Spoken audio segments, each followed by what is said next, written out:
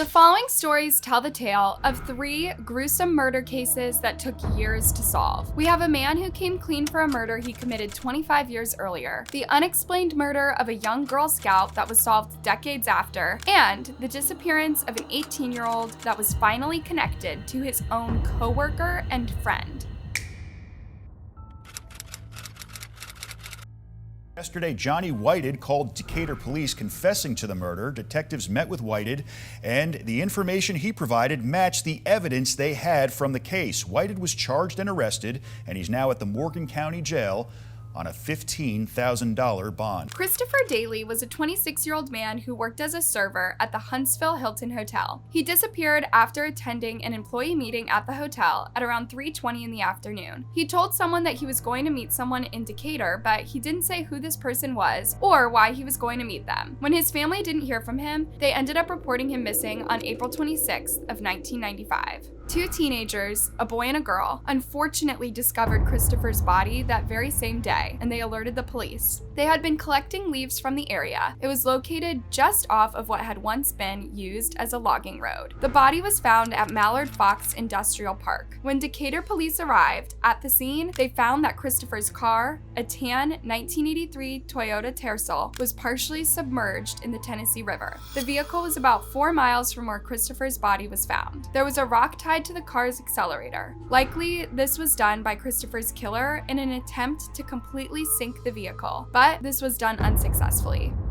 Gene Shelton, the coroner for this case, found that Christopher had died of a single gunshot wound and was able to identify his body. The victim's wallet and ID were also found in the vehicle. Nobody knew of anyone who would have wanted to kill this young man. There was no known motive, no suspects, and no witnesses. The police didn't even find the murder weapon. With no way to move forward with the case, it eventually went cold. Christopher's poor family were left with no answers as to what had happened to him, who did it, or why. This must have been incredibly painful. 25 years went by, and it was with much certainty to the police, and probably even to Christopher's family, that this was it. They would never get the answers they so desperately needed. But then, something incredibly unexpected happened. On November 18th of 2020, a detective named Sean McAdam from the Decatur Police Department in Georgia received a very strange phone call that he would likely never forget. The man on the other line told him that he would like to meet him to confess to a murder that he committed many years ago. Naturally, Detective McAdam is skeptical. After all, who gets away with murder only to later turn themselves in? Just doesn't make any sense. He thinks it could be someone trying to play a prank on him, or it could be something much more sinister, like someone who was out to get him and wanted to plan to ambush him. Detective McAdam did not have any reason to believe this caller. After all, they couldn't really answer very many questions about this murder they claimed to have committed. They don't even remember the day or the year. But nevertheless, the detective decided to hear them out in the case that this possibly could be an actual real confession. So he pulled out a chart that listed homicides dating back to the 1980s, and he looked specifically for cases that were never solved. He continues to question the caller and even manages to narrow down the case to just one, the murder case of Christopher Daly from April of 1995. The information that the caller is providing lines up with the details from this case. Detective Mukadam must have been shocked as he realized the person he was talking to could truly be the actual murderer. The caller was 53-year-old Johnny Dwight Whited. Johnny was no stranger to legal issues and had a history of traffic violations and illegal substance-related arrests. In fact, at the time in which he made the call, he was out on bond for possession of methamphetamine. Johnny would have been 28 years old when the murder took place. His life wasn't going very well at the time. He and his wife had just filed for divorce days before, and he had pleaded guilty to a substance charge. Still, this does little to explain why he decided to kill Christopher. Even though some of the information Johnny provided seemed to match up with the murder case, Detective Mukadam was still skeptical, but nevertheless, he did agree to meet with him, along with a few other police officers. They ended up getting in a squad car, and Johnny provided them with directions to where he left Christopher's car. They have trouble accessing it due to a gate that had been put up years ago, and ended up traveling on foot. It's there that Johnny gives the police details about how the car had been left and what he had done, that Detective Mukadam believed that only the true person who carried out this murder could have known. But not only that, he was also able to reenact how he had killed Christopher, and this matches up to what is known about the murder. Detective Muckadam was now confident that they had the right person, and this was not a false confession. Police say he could not remember the date or the year of the shooting, but was able to reenact the crime to detectives and provide specific information about the murder. Despite the fact that Johnny expressed remorse for his actions and that he was ashamed for what he did, it didn't lessen the severity of the crime or change the fact that he killed someone. He was arrested on November 18th of 2020 and taken into custody. He was held at a $15,000 bail, and the members of Christopher's family who were still alive were notified of the confession and arrest. So one major question remains. Why did he confess to this after waiting all this time? He could have certainly gotten away with it and had never had to face justice. As it would turn out, he confessed because he was dying. He had stage 4 lung cancer and wanted to clear his conscience before his death. Later that month, on November 29th, Johnny posted the $15,000 bail and was released from prison. It wasn't until March of 2022, 14 months after Johnny's confession, that he was indicted for the murder. But would he end up having to face prison time for the murder? A Trinity man who confessed to a 25-year-old murder cold case will not be tried in court.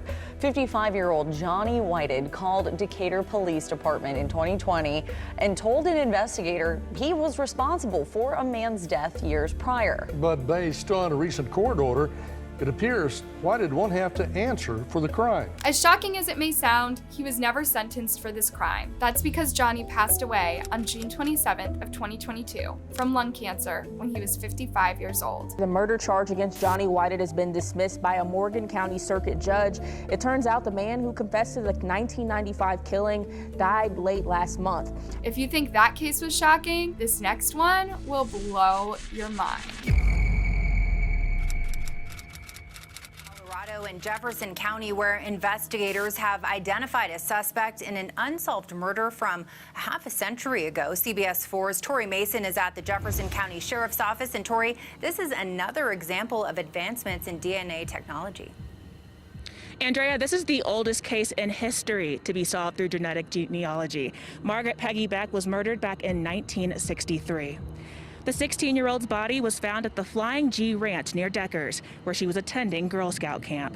After years of investigating with no leads, the case went cold.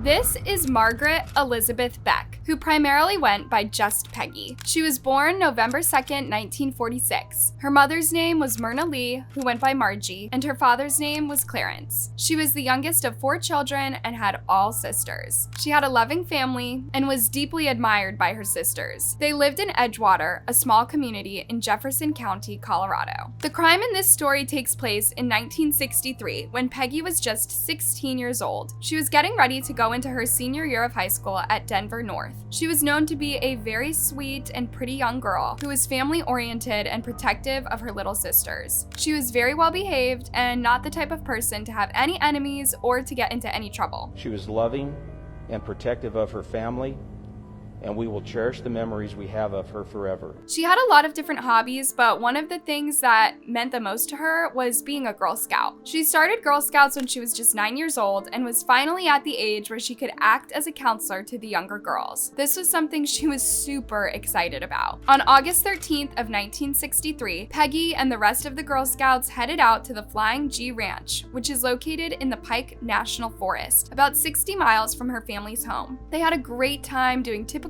outdoor camping activities. August 17th was a bit of a bittersweet day, as it was the last day before they would all have to head home. They enjoyed their last night by hanging out around the campfires, singing songs, and telling stories. At around midnight, it was time for bed. Peggy was sharing a tent with another counselor who was named Claudia. That night, Claudia had been feeling like she had a cold coming on, and because of this, she didn't feel up to spending the night in the tent. So she decided to sleep indoors at the ranch's infirmary. So Peggy would end up having the tent to herself that night. This wasn't really a problem for her since she was still just a short distance away from where everyone else was. She went to bed that night in hopes of getting a restful night's sleep so that she would have the energy to pack everything up and prepare to go home the next day. The night would be anything but peaceful or restful. The next morning, Claudia woke up at the infirmary and headed over to have breakfast with the rest of the group.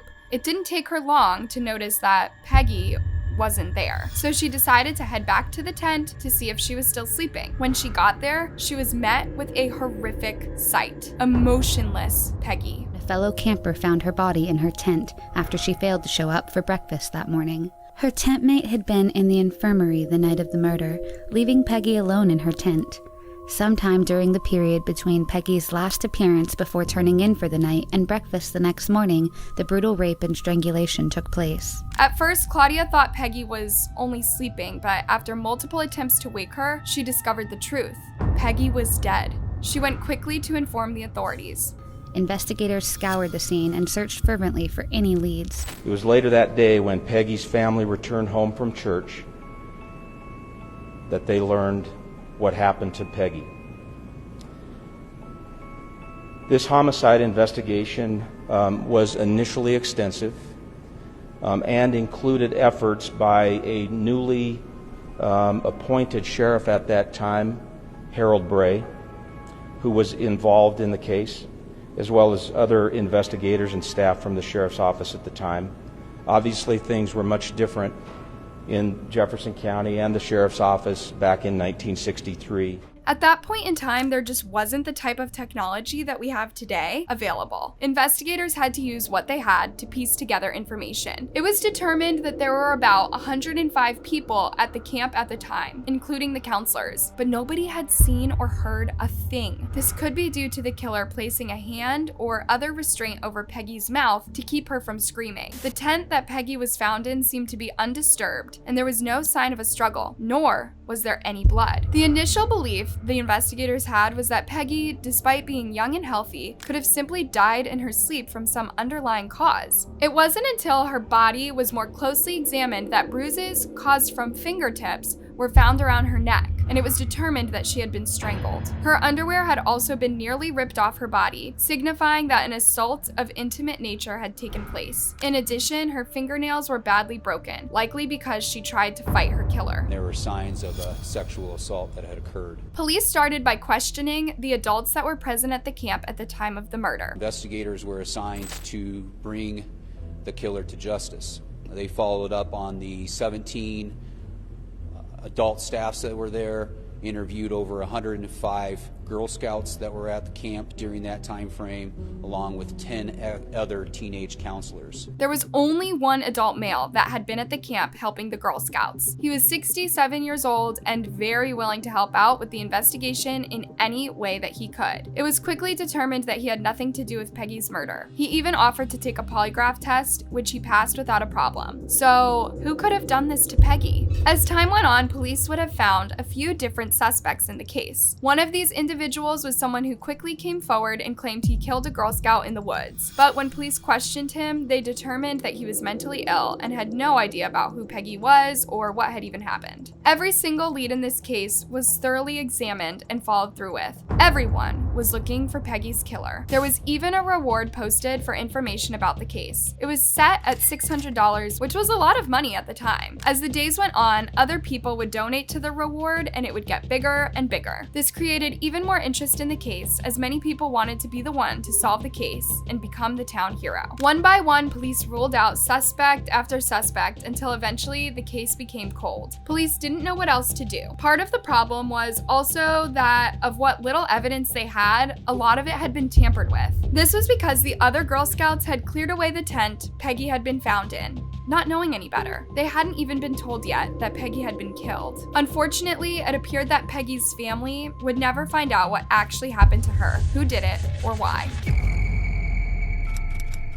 That is, until many years later, when the case was reopened. This time, there was new and better technology available that would end up being the key to getting to the bottom of this case once and for all. Moving forward, after this case became cold and suspects weren't able to identify, there were renewed efforts by our investigation staff, Investigator Alberti, and a number of other people from the Jefferson County Regional Crime Lab. 2007 was the first year that investigators tried to use evidence taken from the scene of the crime and create a DNA profile for the suspect. Some of this evidence was DNA taken from underneath Peggy's nails. Since she had fought off her attacker, this DNA should point to whoever did this to her. Once they had the specific code for this DNA, they were able to enter it into a database and see if it matched up with anyone else in the system. Unfortunately, there were no matches. This could be due to several different reasons. The person who killed Peggy might not have been convicted before, or they could have been convicted before the years when the police were even keeping track of DNA. Once again, the case was paused. More information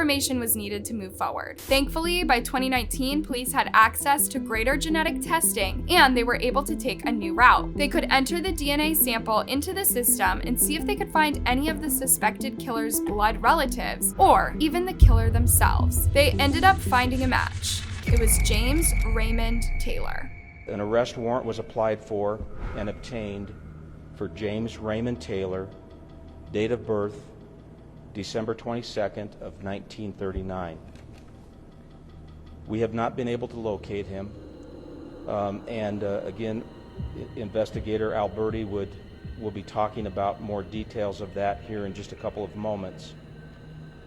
But I want to bring this focus back to the people who survived Peggy. This is the reason we do this work. Her three sisters are alive, and this is a painful time for them to have this wound reopened. James was 23 years old at the time of the crime. He lived in Edgewater with his family and worked at a repair shop. It's not likely that he knew Peggy or had any connection to her family. Rather, he could have somehow gotten fixated on her and decided to stalk her. Or it's possible he was just in the area when the camping trip was going on, knew that Peggy was alone that particular night, and decided to make his move. Unfortunately, we won't have these answers because the police are unable to locate him. This is likely because he has already passed away, and if he is alive, he would be in his 80s. Through research and some advancements in the genealogy investigation, we're able to identify James Raymond Taylor as a suspect. Once we were able to identify Mr. Taylor as a suspect, we were able to locate and contact immediate family members of his family. They cooperated with the investigation and were an integral part of assisting us to confirm James Taylor as the suspect in this case. We have spent several months searching for James Taylor with no luck. It is known that James has a criminal history from the 1970s, but he hasn't been seen for years. Taylor was last seen in the Las Vegas area in 1976. Investigators have not been able to locate him, and his family hasn't seen him in nearly 50 years, but they have no reason to believe he's not alive. If you have any information that could help them find James Taylor, please contact the Jefferson County Sheriff's Office. This is probably not the sort of ending that anyone was hoping for, especially after all that time and hard work. But at least we now know we have some answers which can hopefully help bring Peggy's surviving family members some closure. If you thought these past two cases were shocking, this third one is perhaps even more unbelievable. The escape of the three young women in Cleveland gives hope to families still waiting for missing loved ones to return. And that's true here in the mountains with the Zeb Quinn case. 12 years ago, the teenager was last seen in Asheville after he left work. No new leads have developed for years in this case, but the teenager's mother is holding out hope that someday she'll have some answers. There's not a day that goes by that I don't think about Zeb and wonder where he is. It's a loss without closure, with plenty of clues, but no resolution. Wonder what he would be doing now if he was still with us. This is the story of a young man named Zeb Quinn, who disappeared back on January 2nd of 2000. He was on his way to purchase a new car, but was never seen again. The case went cold for a whopping 15 years, until finally there was an unexpected turn. Zeb was born on May 12, 1981, not far from Asheville, North Carolina. He was kind, shy, and just a little bit socially awkward. In high school, he joined the Reserve Officers Training Corps. He also worked in the electronics department at his local Walmart. He was a very hard worker and was good at his job. Zeb was saving up his money to buy a new car. He was driving an old Mazda that he needed to replace. One of his coworkers, Jason Robert Owens, knew that Zeb was on the hunt for a newer vehicle and told him to look at an Eclipse that he saw that was for sale. It sounded like something that Zeb would be able to afford, so the two of them made plans to go check out the car after their shift was over. They planned to drive in separate cars and meet each other over there. Both Zeb and Jason were last seen together in the Walmart parking lot at around 9 p.m. At 9:15, they ended up making a stop at a gas station to purchase some sodas to take with them. This is captured on some grainy security footage. After the gas station, the two continued down the road. Jason said that Zeb flashed his lights, signifying that they needed to pull over. He claimed to have gotten a message on his pager that he needed to make an important phone call. Jason told Zeb that he could maybe go back to the gas station and see if they had a payphone for him to use. Jason said that Zeb then told him to wait in his car and he'd be back in just a few minutes. Zeb did return but appeared frantic. It wasn't clear to Jason what the phone call had been about that caused this drastic change in his mood. He supposedly took off in his vehicle so recklessly that he actually crashed into Jason's car before driving off into the night. This was supposedly the last time anyone ever saw Zeb alive. Zeb's mother, Denise, became worried when her son failed to answer any of the pages she had sent him. As more time passed and there was still no sign of him, she began asking around to see if anyone knew where he could be. Nobody did. Eventually, because she knew how unlike this behavior was of her son, she ended up calling the police and filing a missing persons report. Police didn't have much to go off of. This was a strange case and there was no evidence. Not long after Zeb disappeared, someone claiming to be Zeb called the electronics department. The person said that he was just sick and that they shouldn't expect him to come to work for a few days. The girl who answered the phone knew Zeb and immediately realized that the person on the phone was not him. She reported the call to the authorities. It would later be determined that that call came from the local Volvo factory, which just so happened to be the place where Jason worked. Police ended up putting two and two together and realized that it was Jason who made the call. When they confront him about it, he simply says that Zeb had asked him to make the call.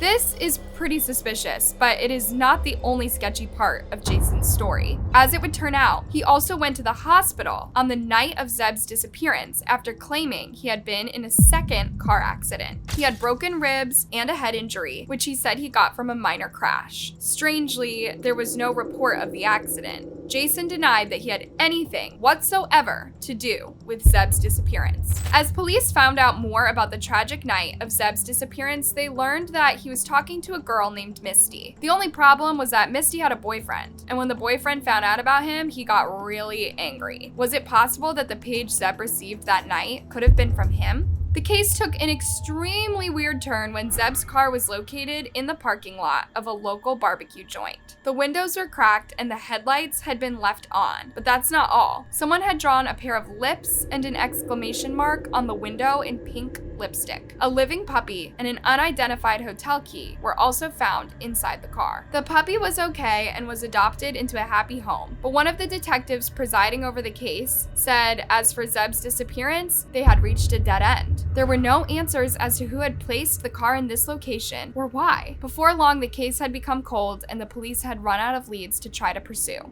Today marks 15 years since the disappearance of Asheville native Zeb Quinn. His case has sparked nationwide attention, but still more than a decade later, there are no new clues as to what happened to him. As time went on, Zeb's mother, Denise, continued to cling on to the hope that maybe Zeb had been kidnapped and was being held somewhere against his will. The possibility that he could maybe come home one day was easier to accept than the thought that he wasn't alive at all. Since we've never found his body, in the back of my mind, there's always the possibility. In Zeb's case, I think that there's so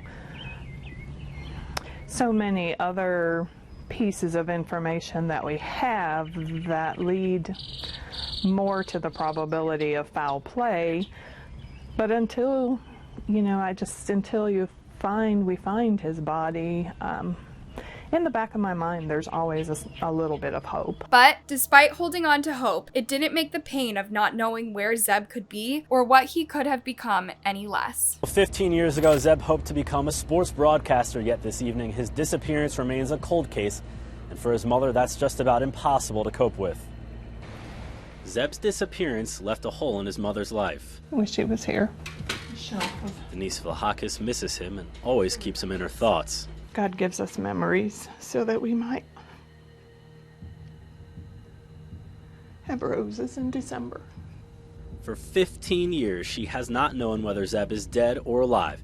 If he's dead, she hasn't had a chance to bury him. It's hard to imagine not only losing your child, but not ever getting any chance to grieve his loss properly because you don't know whether or not he's really dead. Somebody is watching their children grow, and we are living the nightmare of not knowing where he is or what happened or anything. She clings on to the memories and the good words that others have had to share of what they remember of her beloved son. I thought he was a special kid, but to hear it from others is really important. It means a lot. A reward of $25,000 was posted in hopes that somebody would come forward with information regarding the case, but things remained unsolved. Then finally, there was a breakthrough that everyone had been waiting for. In 2015, investigators searched through a layer of concrete underneath Jason Owens' property. They found what they believed could be Zeb's remains that had been turned into a powdered mix. At the time, he was already in prison after running over and killing a family with his car. A major development in a missing case that's haunted people in the mountains for almost 2 decades. A Buncombe County grand jury has indicted Robert Jason Owens in the murder of Zeb Quinn. He's the same man convicted of a high-profile triple murder from 2 years ago. Those involved in the deaths of the Buncombe County couple and their unborn child.